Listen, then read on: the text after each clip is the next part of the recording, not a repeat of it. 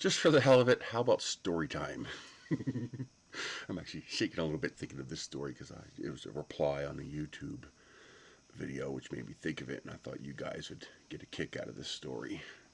Um, the one and only time in my entire life that not counting police, of course, um, you always feel like you're in danger around police, but the one and only time I ever truly felt in danger around another human being, like my life might actually be at risk. I was delivering pizza for Papa John's in Bensalem, and we got an out of area delivery. The new person on the phone didn't realize it was out of area. I'm not sure why the computer didn't tell them it was out of area, but it was a Motel 6 in a seedy part of Philly, right where Philly and Bensalem meet. I think right on Roosevelt Boulevard. And but it was close enough. I was like, something, we already made the pizza. Don't want to throw it away and waste the resources. And I drive an electric car, so it doesn't cost me that much in fuel. So I'll take the order. I volunteered to take the order. I get there and I go to the hotel room, and the person inside opens the door. I step back. It's just a habit. I step away from the door when I go to somebody's house like that. I'm big, so I could be a little menacing, and somebody opens the door, and there's this giant dude sitting in front of the door. And this lady, very skinny, in a bra and panties, is standing there with a chair in front of her, clearly for me to put the pizza on, and she indicates that I do so. And I just froze. Now, the following events happened in like seconds. This is the amount of time I'm about to describe to you is like 3 or 4 seconds here. All of a sudden, all the hairs raise on the back of my neck, and I tense up for a fight. And I didn't even realize why yet. Just my whole body tensed up like, I'm about to fight. And because I've had that before, when I know a fight's coming, I know the sensation. And I was like, what the fuck? And then suddenly, I never realized that my brain could process so much information in such a big information dump all at once. All the subliminal cues hit me like a sack of bricks all at once. Now, you have to understand the way these hotels are laid out. When you walk in through the doorway, you have a closet to the left of the door, you have the bathroom to the right of the door, then there's another doorway with no door, and then it's the main room with the 2 beds. And she was standing at the archway into the main room with the chair directly in front of her. And I noticed the entire room was blacked out. I don't mean lights off. I mean somebody went to an effort to black out that entire room. Like, they pushed all the curtains to the corners of the windows so not a shred of light came in there. They even disabled, unplugged, or covered the alarm clock. All those hotels, they have those the red glowing alarm clocks, the older hotels. I'm shaking talking about it because it's something I never want to experience again. So so I noticed even the alarm clock was like, there's no glow. There's always the glow of the alarm clock, and even that was black. This room was completely black. The only light was the one single light in the foyer, that little area when you first walk in. And my instincts, just red alert klaxons on the Enterprise, were going off like mad. And I immediately looked to the wall section, between the room and the bathroom, and knew there was a man standing on the other side of that wall. And if I stepped to that chair, I was going to get robbed or worse. And when she saw me look to where her partner was, she hesitated and looked there for a split second. I just lost it. The adrenaline rush came crashing through me like a waterfall, and I took 2 steps back, and I looked straight in her face and said, I don't carry cash, but I do carry heat. I'm leaving. And I don't, because I'm not allowed to, and I don't consider myself trained enough to carry a firearm, but they don't have to know that. What I wanted to make clear was, you're not getting any money from me. I don't get any money. And if you come after me, there's a chance I might shoot you. I wanted them to think that. And I walked, I'm shaking thinking about this.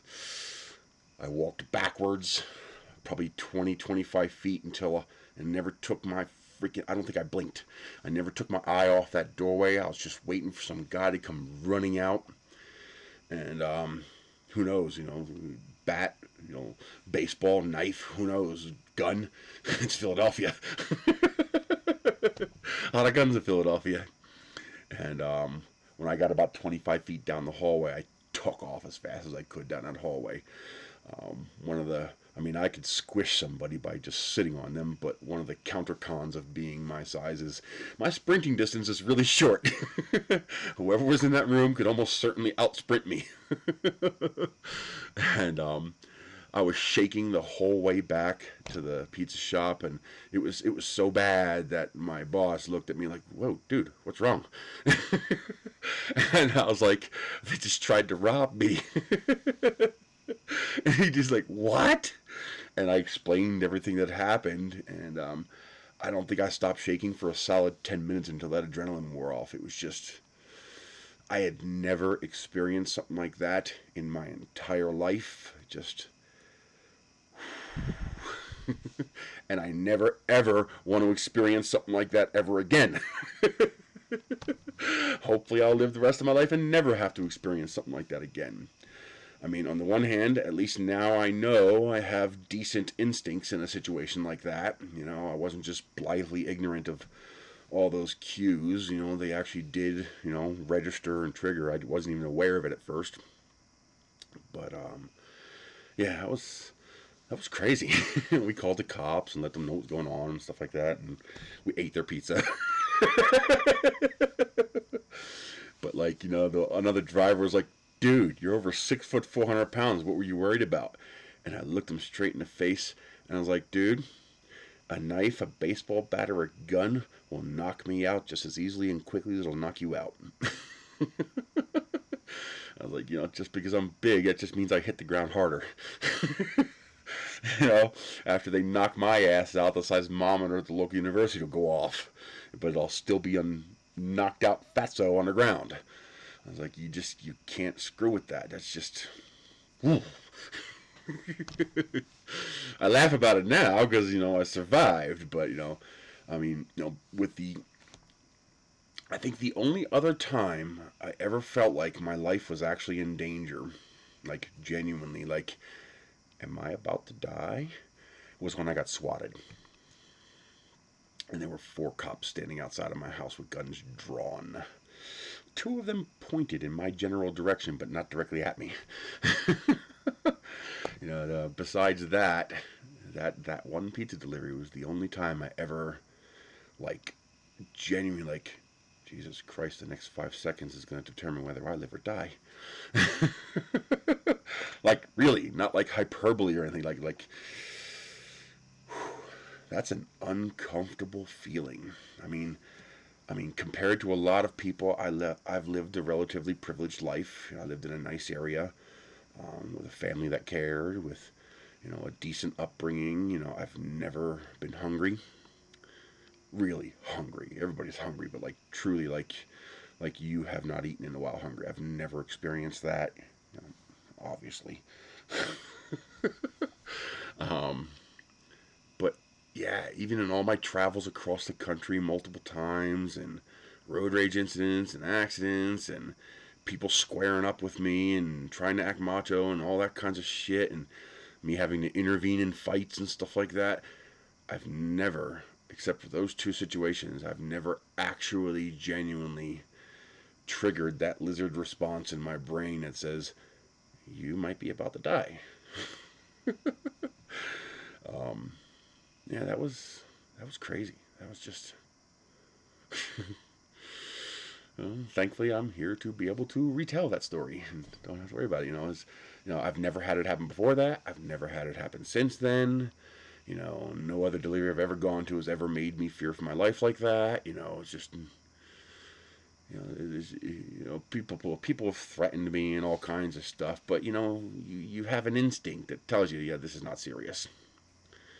And most of the time, you're right. If you have decent instincts, you can tell when someone's like a genuine threat. It feels different. The guy chest thumping and saying he's going to wring your neck, doesn't feel the same as the person who is actually has malicious intent toward you. The first time you experience that, you know, there's no words need to be said. You instantly know this person intends me harm, and thankfully, that instinct is active in me. Thankfully, because people say, "Well, I know what I will do." No, you don't. You have no idea what you will do because you've never experienced it. Until that first time, until you actually experience it for the first time, you just don't know. That's not good or bad. I'm not saying you're lying. I'm not saying you're right or wrong. I'm just saying you don't actually know until it happens. Then you know. Other situations have taught me that I am a run toward danger kind of person, not run away from danger kind of person. I'm not a stand there and gawk. I'm not a run away. I'm a run toward. I see an accident. I'm running in to help. But I never knew what my response might be in a truly dangerous situation. And that was a truly dangerous situation, and I'm pleased with my response. I didn't try to challenge them, which is good because you don't want to be hot-headed. But I also recognized the danger for what it was. The subliminal cues triggered. They came to the conscious mind in time to alert me that this is bad. So, just an interesting story. No pity or anything like that. Nothing happened. They didn't chase me. I didn't get hurt. Nothing like that. But it's interesting. You just don't know until it happens. I keep looking up at the screen, so my eye looks weird on the camera because the camera's down here. But yeah, that's it. Just wanted to tell that story. I thought it was interesting.